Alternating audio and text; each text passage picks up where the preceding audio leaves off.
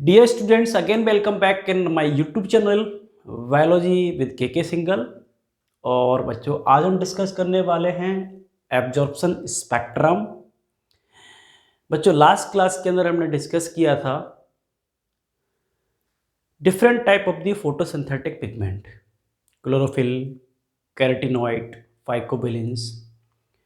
और ये भी मैंने बताया था कि क्लोरोफिल जो है why it is called main photosynthetic pigment और it is a reaction center। ठीक है, आज हम डिस्कस करने वाले हैं एब्जॉर्प्शन स्पेक्ट्रम।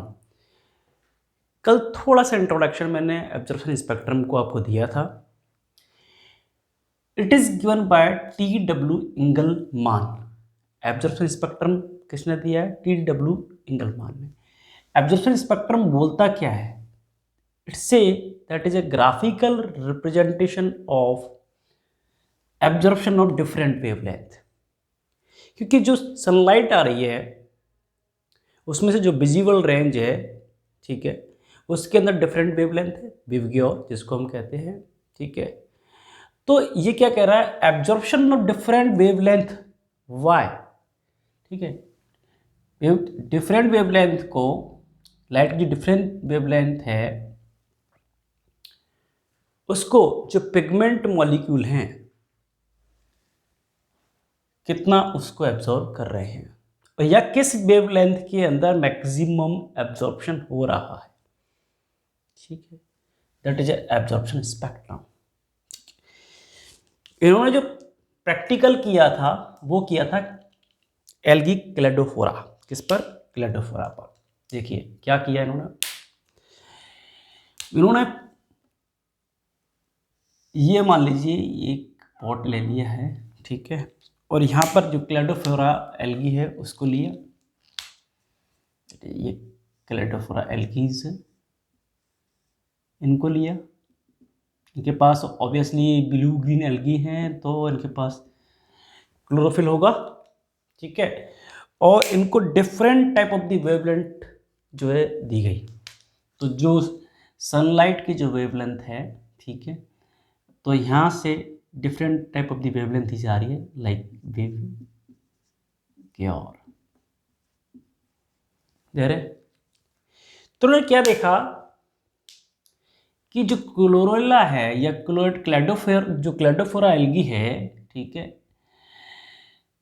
तो जहाँ पर ब्लू वेवलेंथ है और रेड वेवलेंथ है वहाँ पर ऑक्सीजन का एवोल्यूशन या एवॉल्वमेंट ज़्यादा है। मींस इस एरिया में रेड वेवलेंथ वाले एरिया में और रेड ब्लू वेवलेंथ वाले एरिया में और रेड वेवलेंथ वाले एरिया में ऑक्सीजन इवॉल्व ज़्यादा हो रही है। ठीक है, as compare to other wavelength. तो क्या आइडिया निकल के आया कि blue and red wavelength is the main wavelength which produce more and more photosynthesis. अब ऑक्सीजन कब इवॉल्व ज़्यादा होगी? जब फोटोसिंथेसिस ज़्यादा होगा। ठीक है, क्लियर बात है ना? इसी को इन्होंने एक ग्राफिकल रिप्रेजेंटेशन की फॉर्म में रिप्रेजेंट किया। ठीक है, अब ये जो ब्लू और रेड जो एब्जॉर्प्शन था मैक्सिमम किस पिगमेंट की वजह से हो रहा था? That is a chlorophyll A. किसकी वजह से? क्लोरोफिल ए की वजह से। ठीक है, क्लियर है? इसको आइसोलेट करके उन्होंने चेक किया। अब इसी को हम ग्राफिकल रिप्रेजेंटेशन में हम बात कर रहे हैं। एक्स एक्सिस पे हमने लिया है दैट इज अ लैम्डा, और वाई एक्सिस पे ले रहे हैं एब्जॉर्प्शन ऑफ क्लोरोप्लास्ट पिगमेंट। जो भी पिगमेंट है इस पर्टिकुलर वेवलेंथ को कितना एब्जॉर्ब कर रहा है। तो एक्स एक्सिस पे देखिए डिफरेंट वेवलेंथ है, ऑलमोस्ट 400 to 700 और ऑल विजिबल रेंज। ठीक है, और वाई एक्सिस पे एब्जॉर्प्शन ऑफ क्लोरोप्लास्ट पिगमेंट। ठीक है, उसमें डिफरेंट तरह के पिगमेंट है। आपका वहाँ पर क्लोरोफिल ए हो सकता है, बी होगा, कैरोटिनॉइड होगा, फाइकोबिलिन्स होंगे। ठीक है, ओके। तो देखिए, ये देखिए आप जो हमारा ग्रीन कलर का जो यहाँ पर शो कर रहा है दैट इज क्लोरोफिल ए। देखिए मैक्सिमम फोटोसिंथेसिस शो कर रहे हैं हमें। और ये बस समझ में है ना। तो ब्लू कलर में देखिए मैक्सिमम पीक है, ब्लू कलर में मैक्सिमम पीक है किसकी, क्लोरोफिल ए की। उसी तरह से विद रेस्पेक्ट टू दी हम देखें क्लोरोफिल बी, तो वो भी क्या है, ब्लू कलर में ही मैक्सिमम पीक शो कर रहा है। बाकी के अदर पिगमेंट भी हैं जो अलग कलर में भी पिगमेंट अपनी वेवलेंथ शो कर रहे हैं, एब्जॉर्प्शन शो कर रहे हैं, लाइक कैरोटिनॉइड एंड फाइकोवैलेंस। ठीक है, क्लियर बात। तो अगर हम इसका एक समरी निकालें, कंक्लूजन निकालें, तो मैक्सिमम फोटोसिंथेसिस जो है किस एरिया में मैक्सिमम हो रहा है, blue and red, blue and red. ठीक है, क्लियर है। तो देखिए इसी को मैं रेट ऑफ फोटोसिंथेसिस को हम किससे कैलकुलेशन करेंगे, अगर ऑक्सीजन का इवॉल्वमेंट ज़्यादा है, ऑक्सीजन ज़्यादा निकल रहा है, ठीक है, तो उससे हम कैलकुलेट कर सकते हैं रेट ऑफ फोटोसिंथेसिस को। तो देखिए this is a blue area, ये क्या है, ब्लू वाला एरिया है, और ये रेड वेवलेंथ वाला एरिया है। आ रही है बात समझ में। तो maximum photosynthesis is occur in blue wavelength and red wavelength. ठीक है, क्लियर बात है नहीं है। इसी को, इन दोनों को कंबाइंड फॉर्म में अगर मैं देखूं, समराइज करूं, ठीक है, that is known as action spectrum. इधर वेवलेंथ ले ली है और लाइट एब्सॉर्ब, इधर की तरफ लाइट एब्सॉर्ब हो रही है पर्टिकुलर पिगमेंट के थ्रू। तो देखिए that is a blue colour is showing the rate of photosynthesis, means किससे कैलकुलेट कर रहे हैं, कितनी ऑक्सीजन इवॉल्व हो रही है। ठीक है, और ये हमारा एब्जॉर्प्शन स्पेक्ट्रम है। दोनों को अगर कंबाइंड फॉर्म में अगर हम बात करें, that will show action spectrum. क्या कहेंगे इसके हम, एक्शन स्पेक्ट्रम। क्लियर है बच्चों। क्वेश्चन के अंदर अगर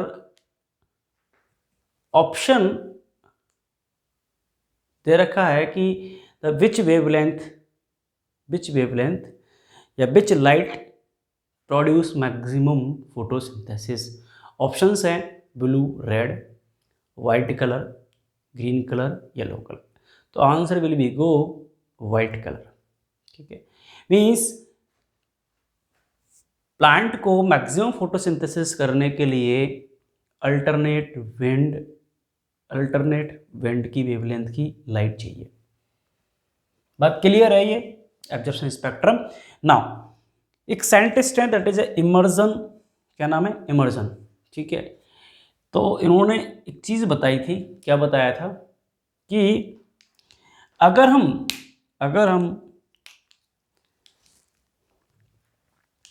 हम जो वेवलेंथ है, देखिए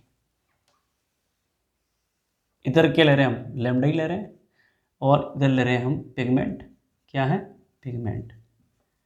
ठीक है, अब ठीक है, जो एब्जॉर्ब कर रहा है। उन्होंने क्या बताया कि जो रेट ऑफ फोटोसिंथेसिस है, क्या है, रेट ऑफ फोटोसिंथेसिस जो है, ठीक है, ब्लू लाइट में बढ़ रही है, फिर दोबारा से रेड लाइट में बढ़ रही है, और आफ्टर रेड लाइट के बाद रेट ऑफ फोटोसिंथेसिस में सडनली डिक्लाइन होता है। आफ्टर रेड लाइट के बाद, आफ्टर रेड वेवलेंथ के बाद sudden decline in photosynthesis, sudden decline in photosynthesis after the red wavelength. ठीक है, नाउ इन्होंने बोला that is a red drop. क्या बोला इन्होंने, रेड ड्रॉप। ठीक है, क्लियर है। मीन्स रेड वेवलेंथ के बाद में अगर लाइट देता रहता हूँ तो जो रेट ऑफ फोटोसिंथेसिस है वो डिक्लाइन कर जाएगी, और इसी को हम क्या कहते हैं, red drop effect which was given by the immersion. ठीक है, यहाँ तक बात क्लियर है। तो इन्होंने एक एक्सपेरिमेंट किया था क्लोरेला पे, एक्सपेरिमेंट किया, और इमर्जन ने क्या देखा कि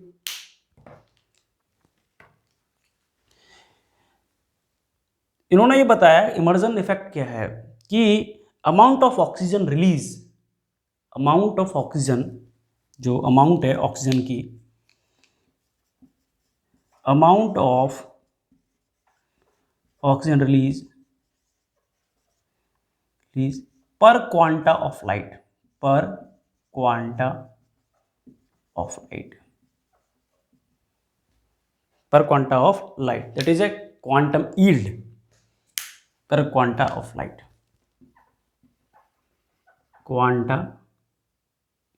क्वांटम यील्ड, क्या बोलेंगे इसको हम, क्वांटम यील्ड।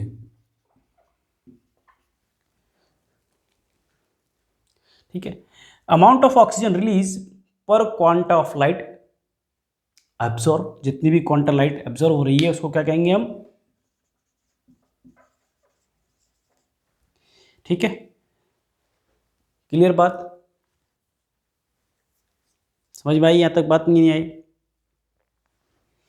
अब क्वांटम रिक्वायरमेंट कितनी, अगर मेरे को एक ऑक्सीजन के मॉलिक्यूल को अगर रिलीज करवाना है थ्रू द फोटोसिंथेसिस, तो कितनी क्वांटा लाइट चाहिए, कितनी क्वांटा लाइट चाहिए, दैट इज क्वांटम रिक्वायरमेंट। इसको क्या कहेंगे हम, quantum requirement, quantum requirement means amount of oxygen, sorry, amount of the quanta which required for the evolve one molecule of oxygen। तो एक मॉलिक्यूल ऑफ ऑक्सीजन को evolve कराने के लिए कितना क्वांटा लाइट चाहिए, ठीक है, that is a quantum requirement. तो इट वॉज सीन, ये देखा गया कि एक मोल ऑक्सीजन को इवॉल्व कराने के लिए चाहिए मेरे को 8 क्वांटा ऑफ लाइट, कितनी, 8 क्वांटा ऑफ लाइट। एक मोल ऑक्सीजन को इवॉल्व कराने के लिए कितनी लाइट चाहिए, 8 क्वांटा ऑफ लाइट। तो बात करें तो यहां पर कितना परसेंटेज कन्वर्ट हो रहा है, ठीक है, तो 12.5%। ठीक है, अगर मान लो 4 मॉलिक्यूल होता, 4 मॉलिक्यूल क्वांटा, 4 क्वांटा अगर लाइट मिलकर के अगर एक मॉलिक्यूल ऑक्सीजन को इवॉल्व करते, तो यहाँ पर इसका परसेंटेज कन्वर्जन कितना आ जाता, 25%। परसेंटेज कन्वर्जन कितना आ जाता, 25%। तो अगर ये 8 है तो सीधी सी बात है 1/8, एक मॉलिक्यूल को इवॉल्व करने के लिए कितनी लाइट चाहिए, 8 क्वांटा, मतलब 8 क्वांटा, तो कितना आ जाएगा बेटा, 12.5%। ठीक है, क्लियर बात है यहाँ तक। ठीक है, that is a quantum yield and quantum requirement. दूसरी चीज इन्होंने ये बताई कि क्या, इसको मैं ऐसे इरेज कर रहा हूं,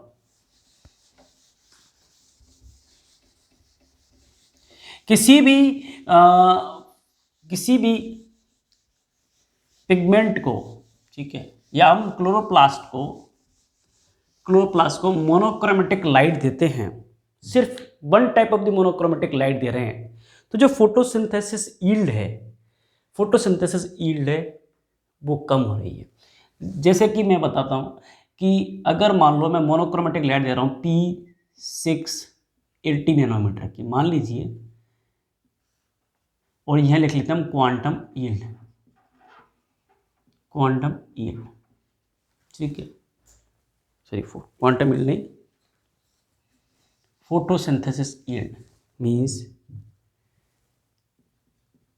यील्ड ऑफ फोटोसिंथेसिस। ठीक है, मतलब यहाँ पे जितना ऑक्सीजन इवॉल्व होगा उसमें फोटोसिंथेसिस मैक्सिमम होगा। तो देखा गया कि अगर एक तरह की मैं मोनोक्रोमेटिक लाइट दे रहा हूँ, कैसी, मोनोक्रोमेटिक लाइट, मतलब मोनोक्रोमेटिक का मतलब समझ दो वन टाइप। तो क्या देखा है इन्होंने कि अगर हम एक तरह की लाइट दे रहे हैं तो मान लीजिए यहाँ पर जो क्वांटम यील्ड थी वो 20 आ रही है। अगर मैंने फिर लाइट को बढ़ा दिया तो क्वांटम यील्ड मान लो 40 हो गई, क्वांटम यील्ड 40 हो गई। इसमें भी मैं अलग से separate beam of the light दे रहा हूँ, मोनोक्रोमेटिक लाइट। इसमें भी मैं क्या कर रहा हूँ, separate beam of the light दे रहा हूँ, मोनोक्रोमेटिक लाइट। और जब देखा गया कि मैं अल्टरनेटली दे रहा हूँ, कभी P680, फिर उसके बाद P700, फिर उसके बाद P680, मीन्स अल्टरनेट बैंड की लाइट मीन्स मोनोक्रोमेटिक लाइट में क्या कर रहा हूँ, एक के बाद एक के बाद एक के बाद चेंज करके दे रहा हूँ, तो जो यील्ड थी ना, वो यील्ड काफ़ी ज़्यादा थी, मीन्स इट इज़ अराउंड 70। ठीक है, तो इन्होंने क्या बोला, इससे क्या लगा, इसको क्या बोला, इसको उन्होंने बोला इमर्जन इन्हांसमेंट इफेक्ट। क्या बोला? Immersion enhancement effect. क्या बोला इसको? Immersion enhancement effect. Immersion enhancement effect means जब हम अल्टरनेट बैंड की लाइट देते हैं किसी भी फोटो सिस्टम को या क्लोरोप्लास्ट को, तो rate of photosynthesis will be increase. तो कहने का मतलब ये है कि जो हमारा क्लोरोप्लास्ट है, वहाँ पर सिर्फ एक ही तरह के फोटो सिस्टम नहीं है या एक ही तरह के पिगमेंट नहीं है, वहाँ पर अलग अलग तरह के टाइप ऑफ पिगमेंट हैं जो अलग अलग तरह की वेंट ऑफ लाइट को एब्जॉर्व करते हैं और यील्ड ऑफ फोटोसिंथेसिस को बढ़ाते हैं। तो कहने का मतलब यह है कि जो भी हमारा लाइट रिएक्शन होगा उसमें सिर्फ एक ही फोटो सिस्टम इन्वॉल्व नहीं होगा, अलग अलग तरह के फोटो सिस्टम इन्वॉल्व होंगे। ठीक है, ऐसा किसने बोला?